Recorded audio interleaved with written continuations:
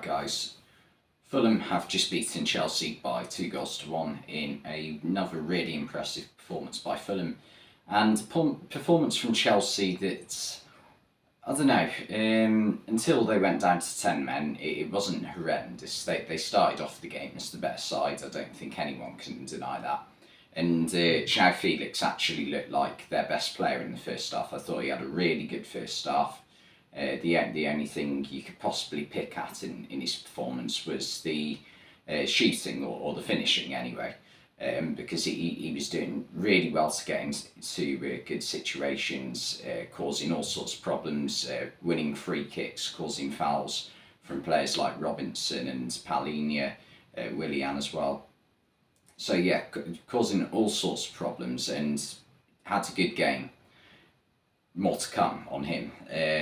But it was actually Fulham who took the lead. They just started to get into the game around the 20th minute and they took the lead through Willian. It was a really well taken goal from Willian, and there were a couple of occasions where he'd shown a sign of wanting to pick the ball up on the corner of the box on the left side and cut inside, but Chelsea up until that point had been pretty effective in stopping him from doing that. They sort of doubled up on him a little bit with Chalobah and Azpilicueta on the right, but Chalobah in the first half in particular looked quite dodgy. There were a couple of moments where he had like a poor moment of judgment or a poor moment of miscommunication with his fellow centre-backs Thiago Silva and Koulibaly, but yeah, and one of them moments of miscommunication actually resulted in Decordova-Reid hitting the crossbar when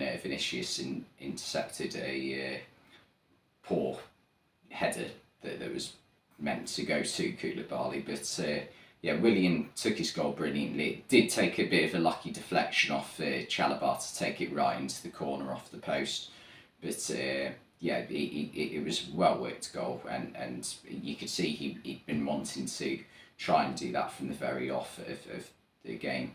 And Chelsea weren't too bad on it, like even from then on in the first half. They still had the odd chance here and there. Kovacic was trying to score screamer after screamer in this game. There were quite a few attempts on goal from him, and some optimistic ones definitely, or ambitious definitely.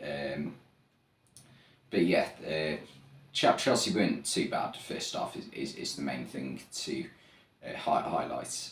Fulham definitely improved as the half went on, and shortly after half time, Chelsea won a free kick in a dangerous area. Hall did really well to win the free kick. Actually, it was a great piece of footwork to win the foul. Mount takes it, hits the post, and it comes back to Koulibaly, and has no problem sticking it into the net. And yeah, from then on, you're thinking, right, the momentum's going to be with Chelsea. That they had to make a substitution, unfortunately for them, there to take off Zakaria and bring on Jorginho, which definitely didn't help them because Zakaria is a athlete in midfield, whereas Jorginho, he's very good on the ball and, you know, very good when you want to control the game. But I feel as though when the game is open and there for the taking, you sort of want Zakaria, especially away from home. I feel as though Jorginho's worst performances in a Chelsea shirt have definitely come away from Stamford Bridge, from what I've seen anyway. So yeah, that was a massive blow to Chelsea, and then a few moments after that, an even bigger blow as João Felix made a stupid tackle. Stupid is definitely the correct word. I don't think it was overly dangerous because I don't think there was a lot of force to it. He wasn't going in too quick, but he did have his studs up and he did make the slightest bit of contact with I think it was Kenny Tete's shin. So yeah, he can't argue with it. It was a ridiculous tackle considering how high his foot was off the ground. So yeah, I don't think Felix can argue with that at all. And I mean, what a stupid decision to make, because you know, his career's gone a little bit stale at Atletico Madrid. He's had the perfect opportunity to sort of revive it over the next 6 months with a Chelsea side that need a bit of inspiration. And it's, he's already got himself a 3-match ban, I think. So yeah, that's definitely not the start he wanted at Chelsea. After a good performance up until that point from him.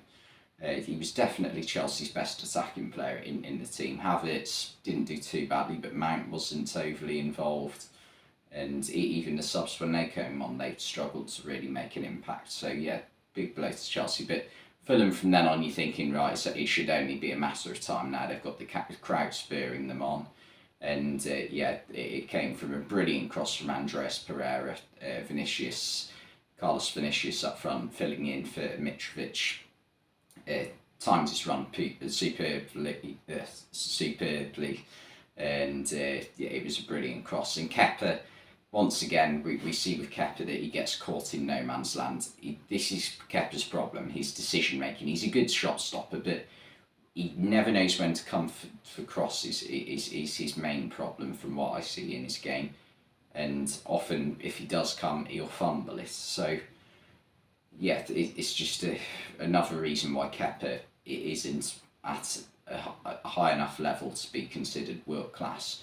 And yeah, Vinicius sticks it into a virtually empty net by the time it reaches him. And yeah, it was well deserved from Fulham in the end. They dominated pretty much after the red card for Felix. Chelsea had a couple of opportunities on the counter attack, but they were never going to win the game after that red card to pretty much their key man in this game. And yeah, the pressure is going to be definitely rising on Graham Potter, and it wouldn't surprise me if Chelsea do sack him. I personally wouldn't. I think it would basically defeat the whole point of hiring him in the first place, because you hire Graham Potter as like a project sort of to basically rebuild the club, because Chelsea had gone a bit stale. They had the 2022 was not a good year for Chelsea. Basically, I know they became world champions at the start of the year, but given what happened with the Russian invasion of Ukraine and the fact that Roman Abramovich has some involvement in I'm not saying it's his fault. It's obviously not entirely his fault, but that has a definite impact on Chelsea Football Club, and not what they needed. And I think they just have to give Graham Potter time. As long as they stay up this season, that sounds ridiculous, but as long as it doesn't get ridiculously bad this season, they have to stick with him, because he's got a great track record, and if you give him time, he'll work his magic, I think. But yeah, as for Fulham, brilliant performance, brilliant results, and I mean, is European football out of the question? I mean, they're in a European spot right now. If they can keep it up till the end of the season, that would be one hell of an achievement, coming straight up from the Championship and getting, a place like a European tour in their first season. So yeah, fair play to them. But yeah, we'll get into player ratings. We'll start off with Fulham, the home team. Bernd Leno, I've given a 7. First half, he was tasked, and especially at the start of the second half as well. He was tasked with making quite a few saves, dealt with pretty much everyone he could deal with, even Mason Mount's free kick, which hit the post. He did well, because Mount's free kick hit the post and it looked like he was going in. He managed to keep it out, and there was nothing he could do about the rebound. So yeah, he had a good game. And then the defence, Fulham have given Tete, Adarabioyo and Tim Ream all 6s. I thought they played really well, all solid performances. Ream had a bit of trouble in the first half with Felix at times, but overall in the entire 90, he still had a decent game. Anthony Robinson, I've given a 5. I think that was purely because I think he got caught out by Felix a couple of times in the first half. But yeah, maybe that's a bit harsh, but I'll stick with it. And then midfield, Paulinho, I've given a 7. Superb performance again.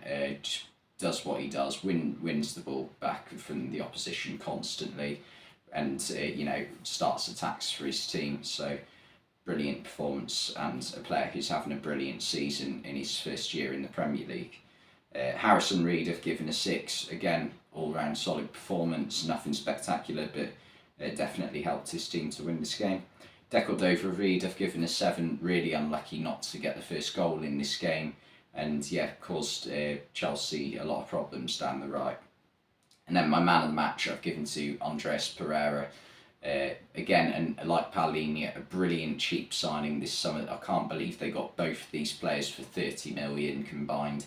It's a ridiculous piece of business from Fulham, who are quite notorious in recent times for doing bad business, but this has been, a masterstroke.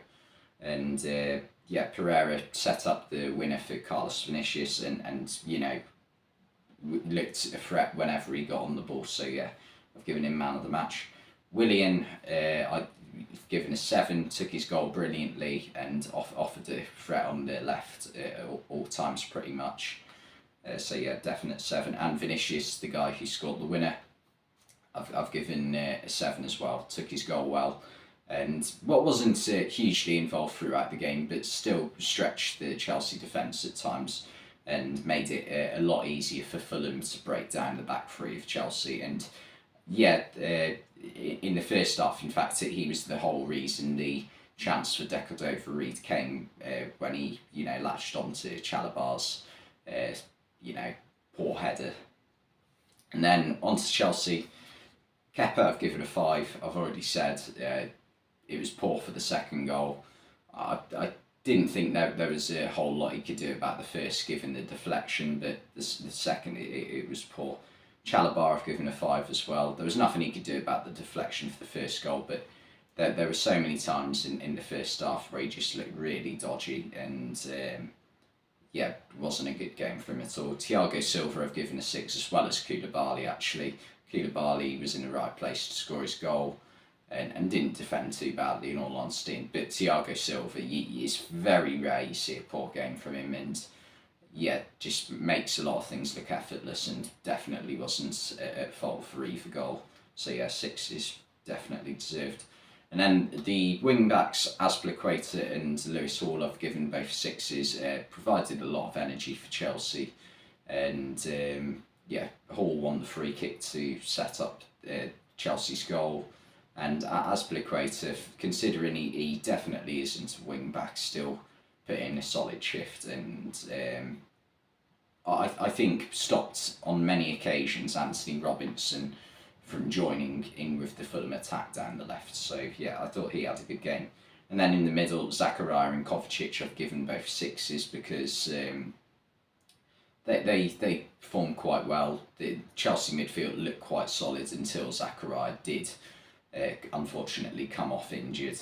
And Kovacic, he tried quite a few creative things in this game and tried to make things happen for Chelsea. So I'll never criticise a player for trying to make things happen. So I think both deserve 6s. Mason Mount I've given a 5 because it's just a game where he hasn't been involved enough, and there's been a few of them lately, unfortunately, for Mount. So I've given him a 5. I've also given João Felix a 5 because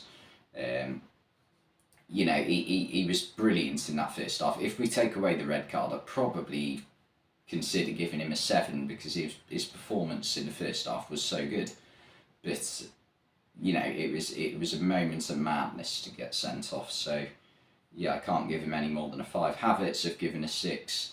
He did cause a couple of problems even when Chelsea did go down to 10 men, but didn't do anything more to get more than a 6. And then finally Jorginho came on with about half an hour to go for Zakaria, and didn't do too badly, in fairness to him. It just wasn't a game where he was really needed. He didn't lose the ball at all. He didn't really